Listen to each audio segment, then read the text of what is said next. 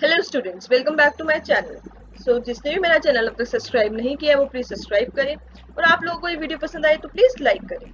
Today I am covering class 9 science chapter 2 and the chapter name is matter around us pure. इस chapter पे already 2 video upload हो चुकी हैं, आप लोग प्लीज देखें।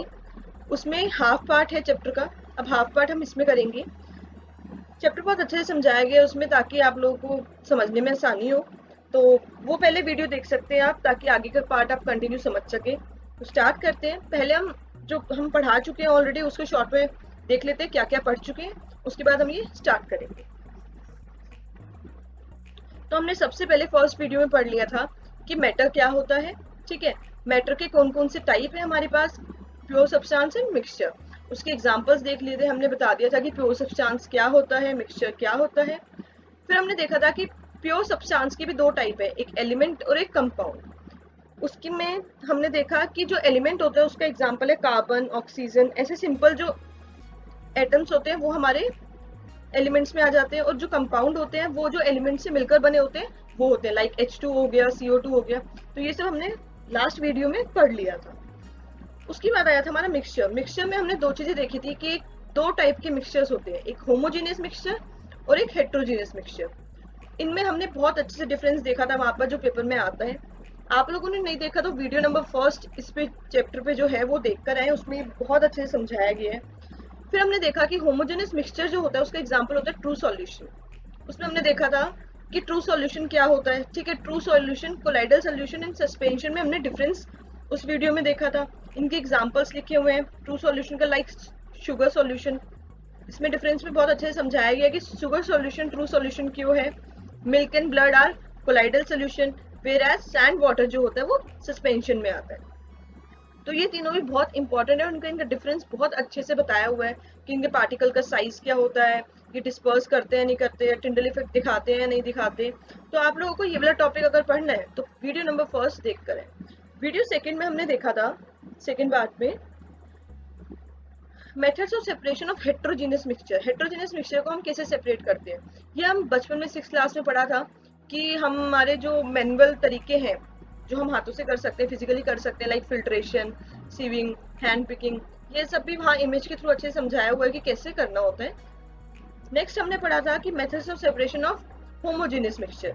इसमें हमने 4 पढ़ लिए थे। फर्स्ट इज इवेपोरेशन, की इवेपोरेशन कैसे हेल्प करता है होमोजेनियस मिक्सचर में सेपरेशन लाने के लिए, centrifugation, differential extraction and sublimation. अब जो रिमेनिंग 4 हैं वो हम इस वीडियो में अच्छे से समझेंगे। तो बच्चों स्टार्ट करते हैं। तो फर्स्ट वन इज क्रोमेटोग्राफी। इस वीडियो में ये फर्स्ट है, अदरवाइज ये 5th मेथड है सेपरेशन का। तो क्रोमेटोग्राफी करते कैसे हैं, इसका यूज कहाँ होता है, चलो समझते हैं। सबसे पहले, यूज टू सेपरेट दो solutes which dissolves in same solvent. ये उन सॉल्यूट्स को सेपरेट करने में हेल्प होता है, करता है जो सेम सॉल्वेंट में डिसॉल्व हो रखे हो।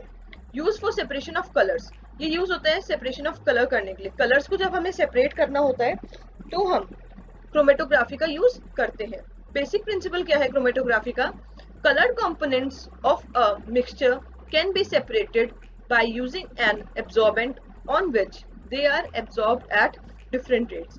क्या होता है, कलर कंपोनेंट देखा जाता है। देखो जो मिक्सचर होता है उसके अंदर डिफरेंट डिफरेंट कलर होते हैं। उसके बाद क्या होता है, ये एब्जॉर्ब करने की जो कैपेसिटी होती है वो सब में अलग अलग होती है। एब्जॉर्बिंग रेट जो होता है वो सबका अलग होता है। तो एक लेवल बन जाता है कि इतने इतने टाइम पे ये सब एब्जॉर्ब होंगे। तो स्टेप्स क्या है, हम स्टेप्स देख लेते हैं। सबसे पहले, steps of dye in black ink using chromatography. तो हम देखते हैं, सबसे पहले हम क्या करते हैं कि हमें देखना है कि ब्लैक इंक पे कौन कौन से कलर है। तो हम क्या करेंगे, take a thin strip of filter paper. हमने एक बहुत पतली सी स्ट्रिप ली फिल्टर पेपर की, आप डायग्राम में देख सकते हैं। ये जो है ये हमारा फिल्टर पेपर है। Draw line on it using a pencil approximately 3 centimetre above the lower edge. हम जो लाइन ड्रॉ करते हैं वो यहाँ पर अप्रोक्सीमेटली ड्रॉ करते हैं। ठीक है, ये बहुत लाइट लाइन ड्रॉ करी जाती है पेंसिल से। Put a small drop of ink at the centre of the line. ये जो ब्लैक आपको दिख रहा है, ये स्मॉल ड्रॉप ऑफ इंक इसमें हमने डाल दी। ठीक है, उसके बाद हम उसको ड्राई होने का वेट करते हैं, let it dry. Lower the filter paper into the beaker. उसके बाद क्या करते हैं, हमने इसको फिल्टर पेपर को बीकर में डाल दिया। बीकर में हमने भर रखा है पानी। ठीक है, ये इंक स्पॉट है, ये हमारा पेपर, हमने ऊपर इसको पिन कर दिया किसी भी चीज से कि ये पेपर अंदर ना डूबे। हमने बस पेपर थोड़ा सा जो है वो वाटर में डुबोना है। क्या लिखा है, lower the filter paper into the beaker containing water so that the drop of ink of the paper is just above the water level. हमें ड्रॉप देखनी है कि वो जस्ट अबव हो वाटर लेवल से। इतना देखो आप, पानी कहाँ पर है, एकदम जहां पर भी ड्रॉप है गिरी हुई हमारी उससे थोड़ा सा एकदम नीचे, और उसके बाद उसको अनडिस्टर्ब छोड़ देना, उसको हिलाना नहीं है बार बार। Watch carefully as the water rises up on the filter paper. धीरे धीरे क्या होता है, फिल्टर पेपर के ऊपर वाटर राइज होना स्टार्ट हो जाता है। ये देखो आप इस वाली इमेज में देख पा रहे हो, वाटर राइज होना स्टार्ट हुआ। तो जो ब्लैक इंक के अंदर कलर्स है वो कैसे अलग अलग हमें शो हो रहे हैं। तो ये हमारा क्रोमेटोग्राफी का प्रोसेस है। अब हम इसकी एप्लीकेशन देखते हैं। Application of chromatography to separate colours of a dye. इसको कहाँ यूज करते हैं हम, जो कलर्स होते हैं उनको सेपरेट करने के लिए डाई के। To separate pigments from natural colours like chlorophylls. हम जो क्लोरोफिल नेचुरल कलर है हमारा, क्लोरोफिल कहाँ मिलता है आप लोगों को पता होगा, प्लांट्स के अंदर होता है क्लोरोफिल, ठीक है। तो वो नेचुरल कलर है हमारा, उसको हम सेपरेट करने के लिए पिगमेंट से ये यूज करते हैं। To separate drugs from blood. जब हमारे ब्लड में ड्रग, अगर हम ड्रग लेते हैं या कोई भी ड्रग लेते हैं तो उसका ब्लड टेस्ट होता है, तो उसमें क्रोमेटोग्राफी यूज होता है ताकि ड्रग अलग हो जाए ब्लड से, ठीक है।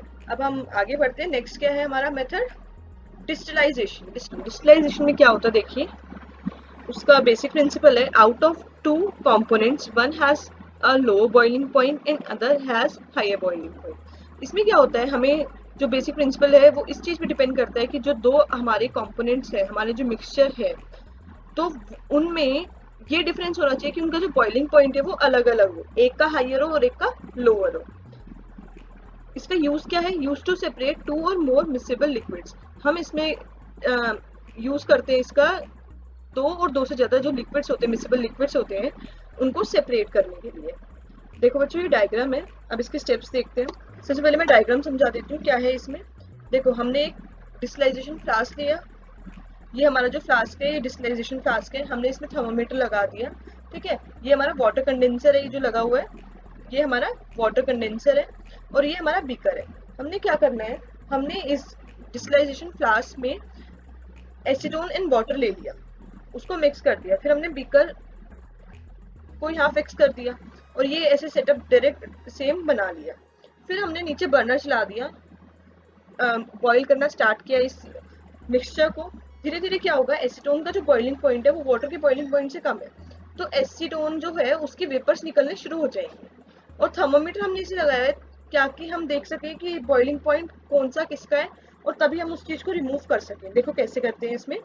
Take a mixture of in a distillation flask. हमने एक मिक्सचर लिया डिस्टिलाइजेशन फ्लास्क में, fit it with a thermometer. Thermometer हमने उसमें ऊपर दिखाया, मैंने फिक्स कर दिया। अरेंज कर हमने अपरेटस को, जैसे फिगर में शो हो रहा है हमने बता दिया कैसे कैसे शो फिक्स करना है। Heat the mixture slowly. हमने धीरे धीरे जो मिक्सचर है उसको हीट करना स्टार्ट किया। Keeping a close watch at a thermometer. हम क्या करते हैं, एकदम क्लोज ले आते हैं एसीटोन को, जैसे जो भी बॉइलिंग पॉइंट है वहां तक हम देखते रहते हैं। फिर धीरे धीरे क्या होता है, एसीटोन वेपराइज होना स्टार्ट हो जाता है और कंडेंस। देखो ये जो कंडेंसर लगा हुआ है वाटर कंडेंसर, यहाँ पर क्या होगा, जो वेपर वाला एसीटोन होएगा वो यहाँ पर आएगा और धीरे धीरे उसमें कंडेंस होना स्टार्ट हो जाएगा, ठीक है। फिर वो जो वेपर वाला हमारा एसीटोन है वो लिक्विड में चेंज हो जाएगा क्योंकि उसको तो हमने कंडेंस कर दिया। फिर जो हमारा एसीटोन है वो तो यहाँ पर इकट्ठा हो गया बीकर के अंदर, और जैसे ही हमारा टेम्परेचर राइज होगा और हमें लगेगा कि हमारा जो वाटर है वो बॉयल होना स्टार्ट हो जाएगा और एसीटोन सारा जा चुका, हम इसको यहाँ से रिमूव कर देंगे कंडेंसर को और इसको बंद कर देंगे। तो हमारे इस फ्लास्क में खाली क्या रह जाएगा, वाटर। तो इसके थ्रू हमारा एसीटोन और वाटर हमने अलग अलग कर दिया। इसके एप्लीकेशन क्या है, इसके एप्लीकेशन यही है कि हम एसीटोन और वाटर को इससे इजीली सेपरेट कर सकते हैं। नेक्स्ट है हमारा फ्रैक्शनल डिस्टिलाइजेशन। फ्रैक्शनल डिस्टिलाइजेशन का यूज क्या है, use to separate a mixture of two और more miscible liquids for which the difference of boiling point is less than 25 के। बेटा हमने जो डिस्टिलाइजेशन करा था खाली, उसमें जो बॉइलिंग पॉइंट का डिफरेंस होता है वो ज्यादा होता है 25 के से, बट इन फ्रैक्शनल डिस्टिलाइजेशन अगर जो बॉइलिंग पॉइंट का डिफरेंस 25 के से कम भी है तो भी हम इजीली उसको सेपरेट कर सकते हैं। इसमें होता क्या है, एयर इज जैसे हमारा एयर है वो होमोजेनियस मिक्सचर है, ठीक है। उसमें भी कितनी सारी जो मिक्सचर्स होते हैं एयर के वो होते हैं, कितनी सारी एयर से आपस में मिक्स होती है। हमारे आसपास ये थोड़ी ना कि ऑक्सीजन अलग घूम रहा है, एक एरिया में हमें ऑक्सीजन मिलेगा, एक एरिया में नाइट्रोजन, सब मिक्स्ड है हमारे आसपास। ठीक है, तो हम इसको भी सेपरेट कर सकते हैं फ्रैक्शनल डिस्टिलाइजेशन के थ्रू। अब देखिए क्या है इसमें, ये हमारा डायग्राम है, इसमें एक ही चीज ऐड होती है डिस्टिलाइजेशन जो हमारा सिंपल वाले से ज्यादा, हमारा फ्रैक्शनल कॉलम। फ्रैक्शनल कॉलम में क्या होता है, अब हम इसमें पढ़ते हैं।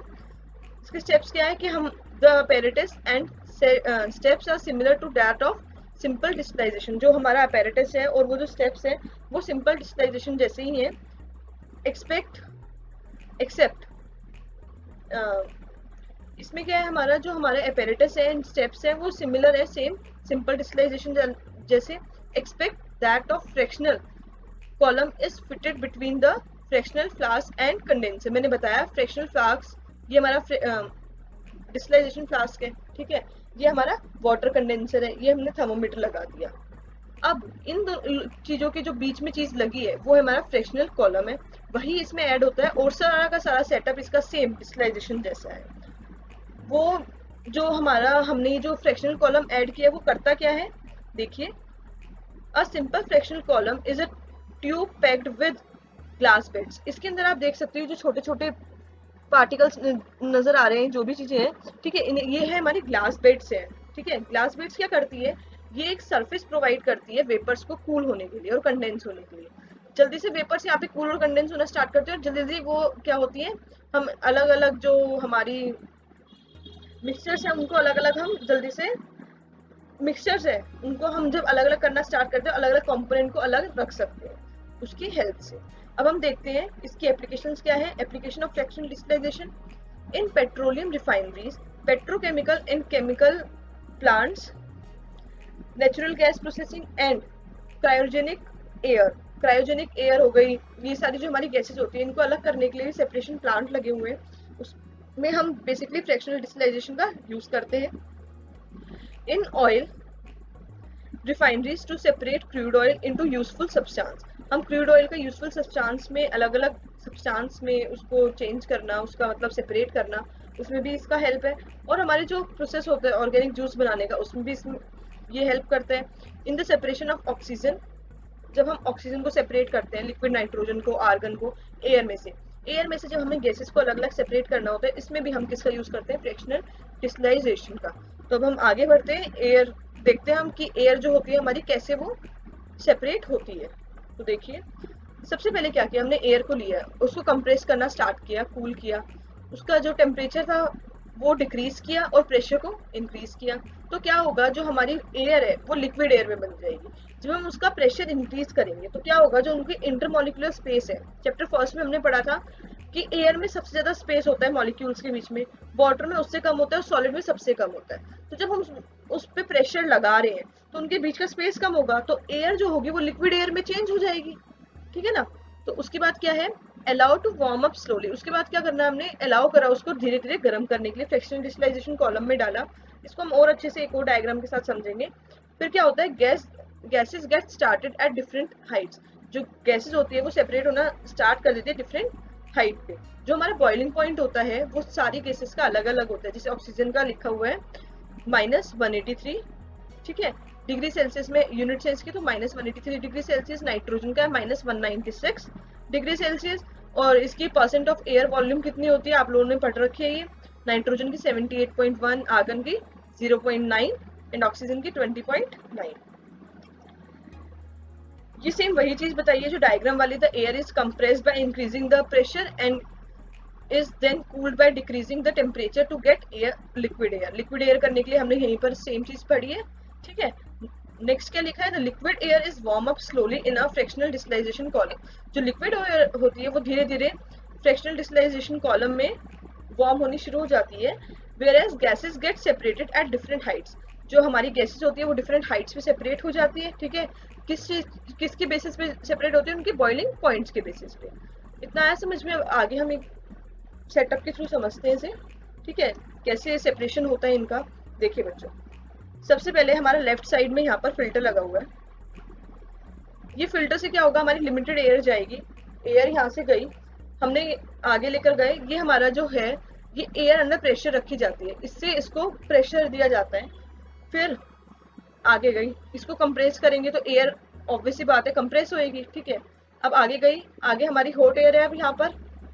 नेक्स्ट हमारा ये देखो ये कंडेंसर लगा हुआ है, जो हमारी जो हॉट एयर है उसको क्या करेगा, कंडेंस करेगा।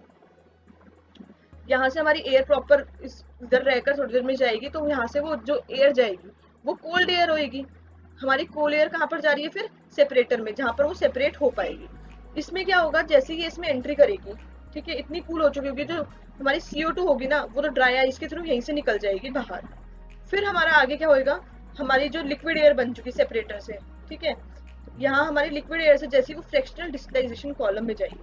अब आप देखिए यहाँ पर कैसे फ्रैक्शनल डिस्टिलाइजेशन कॉलम है, हमारी जो हमारा सबसे ज्यादा जो बॉइलिंग पॉइंट है देखा जाए तो नाइट्रोजन का है। सबसे पहले जो बॉइलिंग होएगी वो नाइट्रोजन की होगी, ज्यादा नहीं कम। तो नाइट्रोजन हमारे सबसे पहले निकलना शुरू हुआ, तो नाइट्रोजन गैस जो है वो फर्स्ट जो पाथ है उससे निकल गई, ठीक है।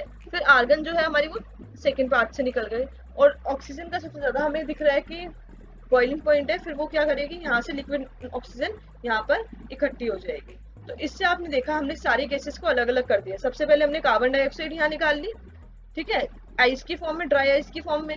यहाँ हमें नाइट्रोजन ऊपर मिल गया एंड उसके नीचे आर्गन मिल गया। इसको हम अलग अलग कलेक्ट कर सकते हैं, और लिक्विड नाइट्रोजन हमें यहाँ मिल गया, ठीक है, लिक्विड ऑक्सीजन हमें यहाँ मिल गया, सॉरी। तो आई होप आप लोगों को ये समझ में आया होगा। ना समझ में आया तो प्लीज कमेंट सेक्शन में जरूर बताएं, ताकि मैं इस पर्टिकुलर टॉपिक पे एक अलग से वीडियो प्रिपेयर करके आपके लिए डाल सकूं। अब नेक्स्ट स्टेप देखते हैं, क्रिस्टलाइजेशन। मैंने पहले भी पढ़ा हुआ है वर्ड क्रिस्टलाइजेशन, तो इसमें होता क्या है हम देखते हैं। सबसे पहले इसका बेसिक प्रिंसिपल है to remove impurities from a mixture by first dissolving in a suitable solvent. इसमें क्या करना होता है, हमें इम्प्योरिटीज रिमूव होती है इसमें बेसिकली। वो कैसे रिमूव होती है, हम जो मिक्सचर होता है हमारा उसको डिसॉल्व करते हैं एक सुटेबल सॉल्वेंट में, and then crystallizing out one component. फिर उसमें अंदर जो हमें कंपोनेंट चाहिए उसको क्रिस्टलाइजेशन के थ्रू अलग कर लेते हैं। It separates a pure solid from mixture in the form of crystals. ये सेपरेट करता है प्योर फॉर्म जो सॉलिड की होती है, वो सॉलिड निकलता है इसमें, ठीक है, मिक्सचर में से। किसकी फॉर्म में निकलता है वो, क्रिस्टल की फॉर्म में। नाम में हमें दिखाई दे रहा है क्रिस्टलाइजेशन, तो हमें जो सॉलिड मिलेगा वो क्रिस्टल्स की फॉर्म में मिलेगा। अब ये देखिए हम एग्जांपल के थ्रू समझते हैं क्या है इसमें। एग्जांपल, कॉपर सल्फेट क्रिस्टल्स लिए हमने इम्प्योर, ठीक है, आप first dissolve in sulphuric acid, उसे हमने ना सल्फ्यूरिक एसिड में डिसॉल्व कर दिया। ये है हमारा, आप इमेज में देख सकते हैं, हमने इसको सल्फ्यूरिक एसिड में डिसॉल्व कर दिया and then heated to saturated solution. फिर हमने इसको हीट करना स्टार्ट करा, ठीक है, वाटर से हम चाइना डिश में डाल के और हीट करना स्टार्ट करते हैं। Now this solution is left overnight. फिर इस सॉल्यूशन को हम रख देते हैं पूरी रात के लिए। देखो अब इधर ना ये हमने पूरी रात के लिए सॉल्यूशन अलग करके रख दिया। So only pure copper sulfate crystals are formed, whereas impurities are left behind in the solution. इसमें बच्चों क्या होता है, जो कॉपर सल्फेट हमें चाहिए मेन, जो उसके क्रिस्टल्स होते हैं ना वो बन जाते हैं। जो आप डार्क ब्लू कलर के देख रहे हैं ये इसके क्रिस्टल्स बन गए हैं कॉपर के, जो हमें चाहिए थे कॉपर सल्फेट के, ठीक है। फिर क्या हुआ, जो इम्प्योरिटीज थी वो इसी सॉल्यूशन में डिसॉल्व होकर रह गई। This solution can be thus filtered. इसको हम फिल्टर करेंगे अगर इस सॉल्यूशन को, तो हमारा कॉपर सल्फेट अलग हो जाएगा और जो इम्प्योरिटीज सॉल्यूशन है वो अलग हो जाएगा। तो हम क्या करते हैं, जब हमारा ये ऐसे प्रिपेयर हो जाता है तो हम इसको फिल्टर कर लेते हैं। फिर हमारा कॉपर सल्फेट के क्रिस्टल्स अलग आ जाते हैं और हमारी इम्प्योरिटीज अलग चली जाती है। इसका एप्लीकेशन क्या देखते हैं, use to remove impurities. Impurities remove करने के लिए फ्रॉम सॉलिड एंड प्यूरिफाई, उसको प्यूरिफाई करने के लिए, ठीक है। Used in purification of salt from sea water. हमारा जो सॉल्ट होता है सी वाटर के अंदर, उसको भी प्यूरिफाई करने के लिए हमारा क्रिस्टलाइजेशन का प्रोसेस यूज होता है। Separation of crystals of alum from impure sample. Impure sample में से अल्म के क्रिस्टल्स भी रिमूव करने में ये हेल्प करता है। अब एक क्वेश्चन आता है, बहुत इंपॉर्टेंट है, why is crystallisation better than evaporation. Evaporation और क्रिस्टलाइजेशन कहीं ना कहीं सेम प्रोसेस दिख रहे होंगे आपको कि हम सेम कर रहे हैं। उसमें हमने फर्स्ट वीडियो में देखा था इवेपोरेशन का जो हमारा प्रोसेस था, तो उसमें क्या था प्रीवियस वीडियो में कि इवेपोरेशन हम बता रहे थे कि हम ब्लू ब्लैक इंक को कैसे ड्राई करके उसको रिमूव कर लेते हैं, बट क्रिस्टलाइजेशन भी सेम ही है। तो इसमें देखते हैं हमें बेटर हमारा क्रिस्टलाइजेशन क्यों है। Some solid decompose or get charred upon heating to dryness during evaporation. क्या होता है बेटा, इवेपोरेशन के टाइम पे जो हमारा हम डायरेक्ट सॉल्यूशन डालते हैं उसको इतना हीट करते हैं कि एकदम ड्राई हो जाए, पानी बिल्कुल सारा इवेपोरेट हो जाए। तो कई बार क्या होता है जो हमारा मेन सॉलिड होता है ना वो जल जाता है, या फिर वो इतना हीट हो जाएगा कि उसमें ड्राइनेस आ गई, फिर वो हमारे किसी काम का नहीं रहता है। इस वजह से हम प्रेफर करते हैं क्रिस्टलाइजेशन। और दूसरा पॉइंट क्या है हमारा कि हमारा some impurities remain dissolve in solution after filtration. क्या होता है जो हमारी इम्प्योरिटीज होती है वो फिल्ट्रेशन के टाइम पे रिमूव हो जाती है। कैसे? क्योंकि जो हमारी क्रिस्टलाइजेशन प्रोसेस में देखा हमने, इम्प्योरिटीज तो हमारे पानी के साथ जो सॉल्यूशन था उसके साथ डिसॉल्व हो गई है। तो वो जब हम फिल्टर करते हैं तो खाली जो हमारा मेन प्रोडक्ट होता है जैसे कॉपर सल्फेट हो गया उसके क्रिस्टल्स रिमूव हो जाते हैं, इम्प्योरिटीज पानी के साथ अलग हो जाती है। बट इवेपोरेशन में क्या होता है, हमारा खाली पानी इवेपोरेट होता है, ठीक है, कोई इम्प्योरिटीज थोड़ी ना इवेपोरेट होती है। तो जो हमारा मेन सॉलिड होता है उसके साथ मिक्सचर में इम्प्योरिटीज रह जाती है, तो इसलिए ये दिक्कत आती है। इसी के साथ बच्चों हमारी ये वीडियो फिनिश होती है यहीं पर। जो आगे का थोड़ा सा रिमेनिंग चैप्टर है हम नेक्स्ट वीडियो में करेंगे। आप लोगों को ये वीडियो पसंद आई है तो प्लीज लाइक करें और मेरा चैनल सब्सक्राइब करना ना भूलें। Thanks for watching.